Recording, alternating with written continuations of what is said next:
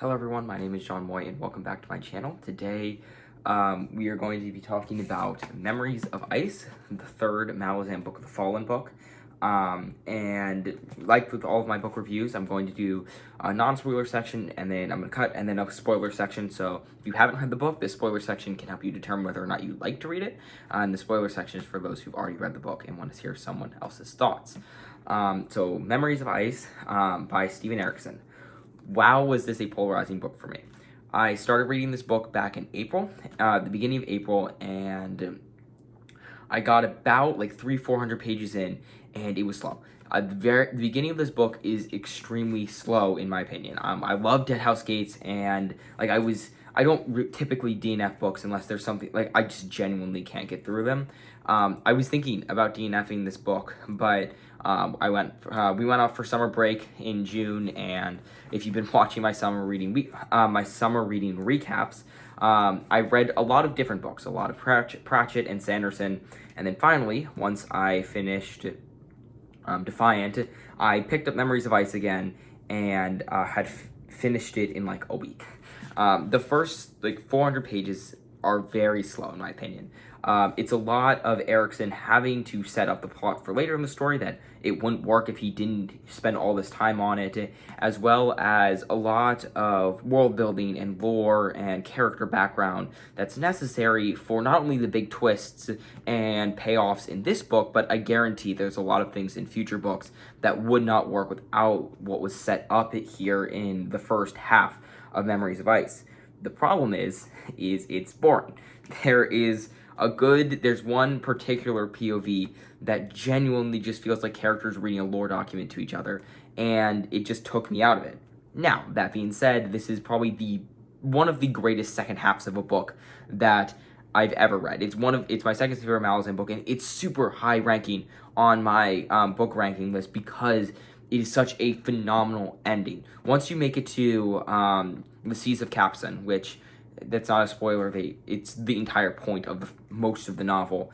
Once you make it to that point, everything from there on out is phenomenal. It's Erikson, like I've talked about how Sanderson, I think, personally, Sanderson has the best climaxes. But when it comes to almost like campaign-like settings, just Erikson's writing is just so consistent, so good for just these huge stretches of time, where Sanderson is action, calm for a little bit, action, calm for a little bit, and that action is great. Erikson, even those calm moments have this tension and this stress to them that make it so stressful and so enjoyable to read, and that was the entire second half of this book. There's so many amazing characters in this book. I like the characters even though I did like the Chain of Dogs, most of the characters in Deadhouse Gates were great, but they were not as good as I love the characters here on Greenbacks. It's just everything in the second half of this book was amazing. Even there were some things in the first half of the book that did keep me going, particularly the plots with the bridge burners, and for the most part, what the Grey Swords were up to. It was really One Arm's host that really slowed down in the beginning, but even they got moving, and once we got moving, it was one of the greatest climaxes. It was phenomenal. I still think that Deadhouse Gates was more consistently better because we had the Chain of Dogs, which was good for the entire book, balancing out some of the weaker storylines. But here in Memories of Ice, the ending was just as good as Deadhouse Gates were. It just didn't have that beginning that hooked me the way that Deadhouse Gates did. But as I've been reading through the third book of the Malazan series, Erikson's complexity is just striking. And it's not just political or military complexity, but the depth of the world and what is occurring and what has occurred, the magic and how complex and all of the different players, not just politically within Malazan and Greenbacks, but also magically. And that's what's just crazy to me, how he could come up with all of this and still have these just visceral moments in the actual conflict and combat and action scenes in this novel. And that's one other thing that Erikson is so good at writing visceral, violent combat. And visceral, violent action. It's definitely is Whiplash from reading Sanderson Sanderson and Pratchett, who, yes, they have great action, especially Sanderson. Sanderson has phenomenal action, but Erikson is just so much more brutal, so much more violent, and yet it's amazing in just a very different way than Sanderson books in like a Stormlight or a Mistborn. And it is a little hard to get through some of his combat, but if you do, it makes it so much more worth it for the characters. The characters, as they are forced to grow, change, and develop, they're forced to change through these awful things that they have to go through, the atrocities that they have to witness and they have to bear witness to, just makes this book and makes Erikson's writing, I think, just stand out. And you can tell, like, we could tell that if we were to go through the things that were in this book, that we would not be the same person afterward. And my favorite part about Erikson is they aren't the same person. It changes and affects quite greatly every single person that it impacts, and that is part of the major conflict in the book. And that Erikson just astounds me with what he's able to accomplish. He's becoming one of my favorite authors simply because of how he's able to just how everything that he does when he's writing is just insane to me. But that was my non-spoiler sections. I highly recommend this book to anyone who is not sure if they want to continue Malazan Book of the Fallen or hasn't checked out Malazan yet. I highly recommend it. It's amazing. But I'm going to get into my spoiler sections right here in a second.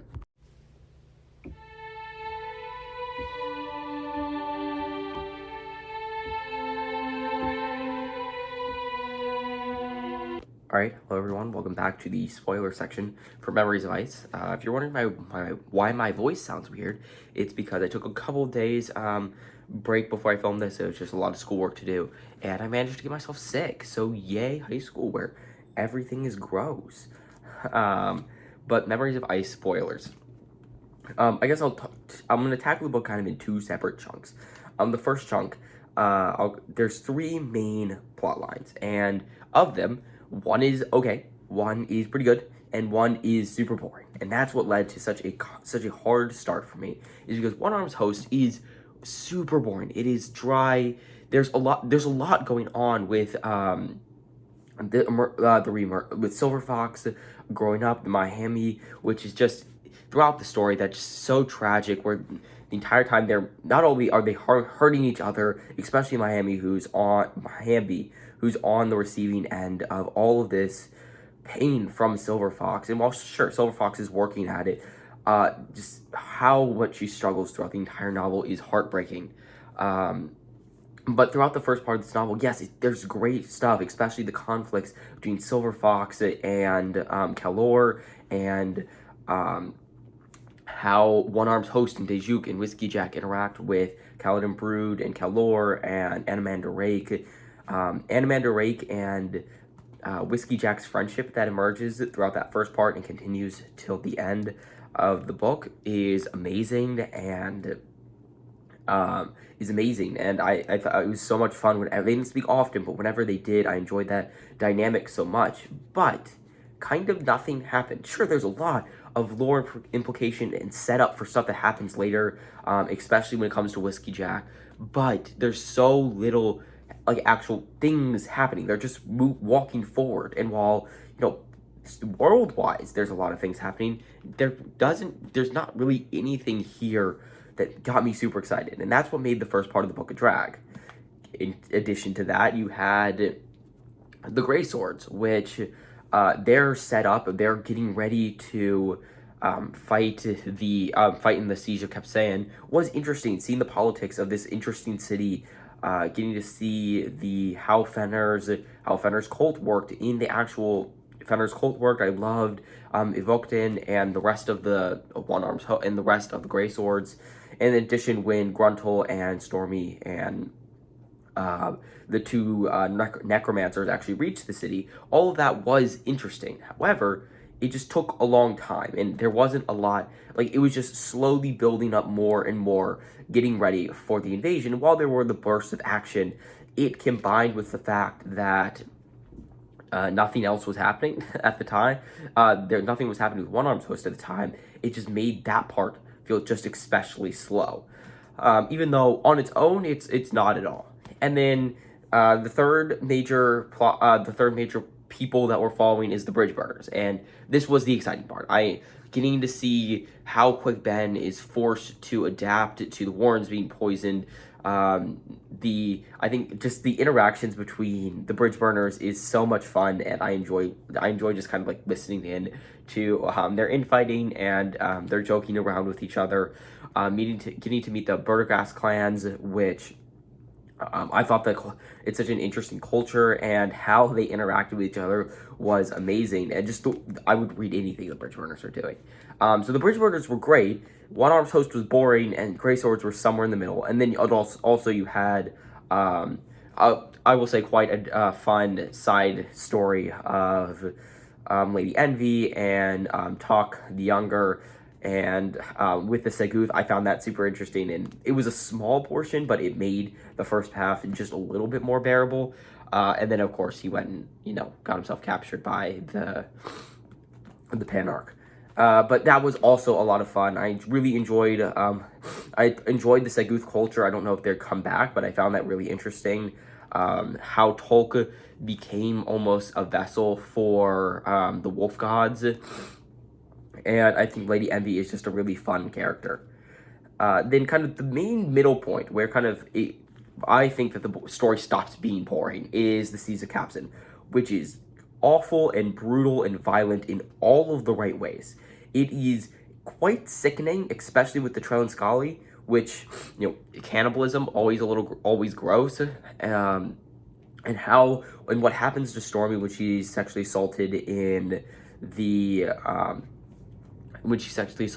during the siege, and how that changes Gruntle to make him able to become Trake's mortal sword is fascinating. I mean, that's such a brutal scene as they're fighting through the apartment complex. It just walls, gross.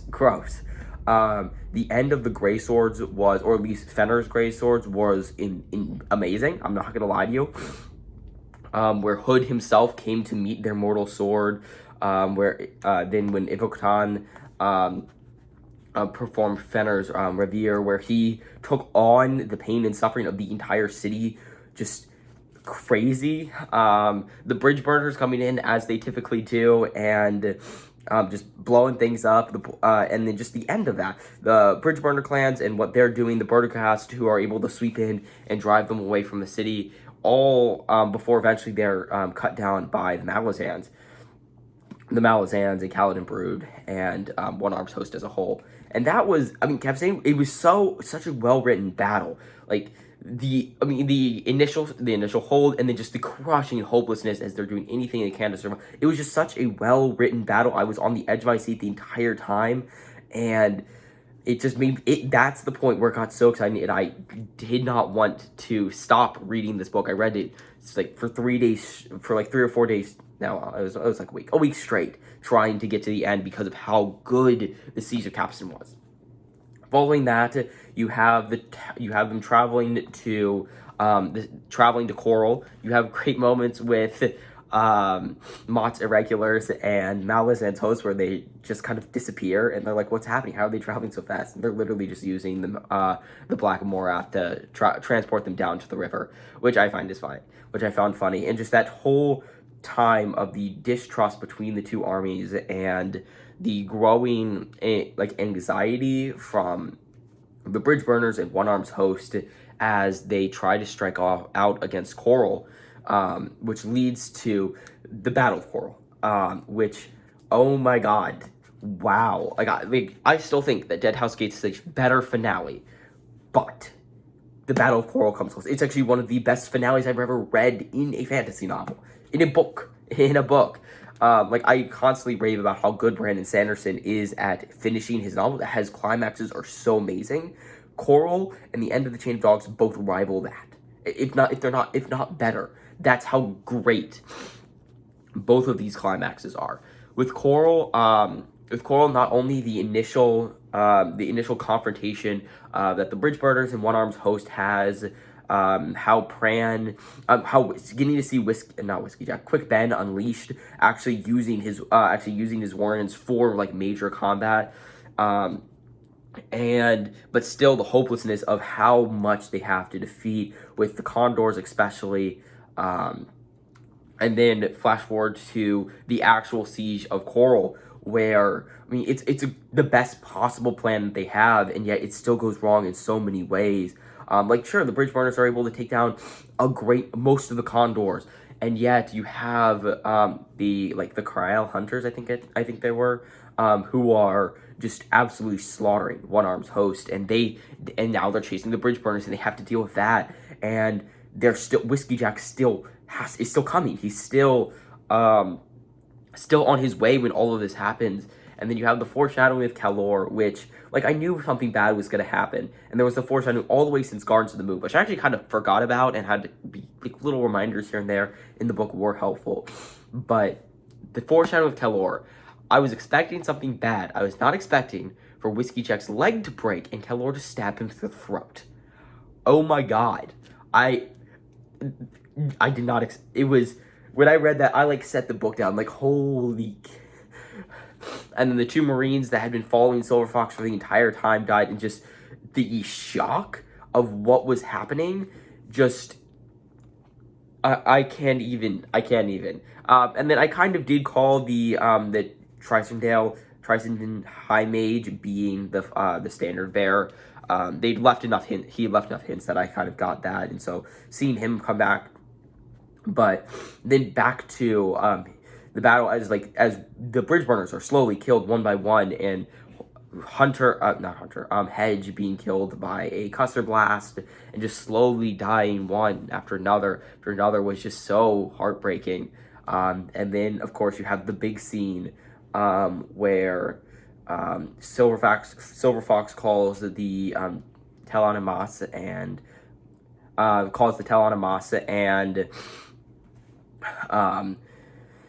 Ivo Katan walks out into the killing field, and just how the climax comes together is so incredible. Where Lady Envy and the Saguth and the First Sword come to rescue Tolk, and as Tolk finally meets his mate, and the Grey Swords are able to, and the Talon-Alay are released from their contract. And suddenly now the Grey Swords have their gods back. They have their new gods, and then Moon Spawn appears, and the Talon-Amas give into Ivo Katan, and it's sent to the world that Silver Fox created for the Mehebi and for the Talon-Amas that the Mehebi turned away from her who didn't trust her. And that's so tragic. The one thing that Silver Fox was doing right by her, the thing that she was trying to do the entire time, it's turned away because she just doesn't trust her at that point. But Ivo Katan just standing above the Talon-Amas, taking their pain and transferring it to this new world. And then, like I said, suddenly Moon Spawn appears, and just the climate, just it all comes together at once for such a amazing climax. The bridge burners are still dying, and that we'll get to end. Just the ending with the mourning for Whiskey Jack and for the bridge burners, and then being entombed in Moon Spawn, which is sent out over the sea, and just kind of the somber feeling as the bridge burners retire for good. They retire back to Drizdadan, and then that final words of "Did I ever tell you?" They were talking about tragedies, and did I ever tell you the tragedy of the Chain of Dogs? And then of course the ending with the seer, and which was set up at the beginning of the novel, where the mother was released, and him heading to Burns' warren in order to unleash his own warren to help prevent the Chains God infection for at least long enough. So yeah, Memories of Ice was insane. The first part was so slow, and the second part was generally moment after moment that was just phenomenal. This book was phenomenal. I loved it so much. There are so many great characters, especially the bridge burners. That was so tragic when all of them died. There was just so many great characters, interactions, and moments in this novel. I did not do it justice in this short review, but I love this book, and I cannot wait. I have House of Chains on my... Well, I'm reading Starlight by Brandon Sanderson, the second Defiant book. But after that, I will be picking up House of Chains to continue my Malazan journey. I was questioning my Malazan journey in like the first half of this book, but by the end, I'm 100% going to continue. And thank you guys so much for watching, and I hope to see you next week with a First Law review.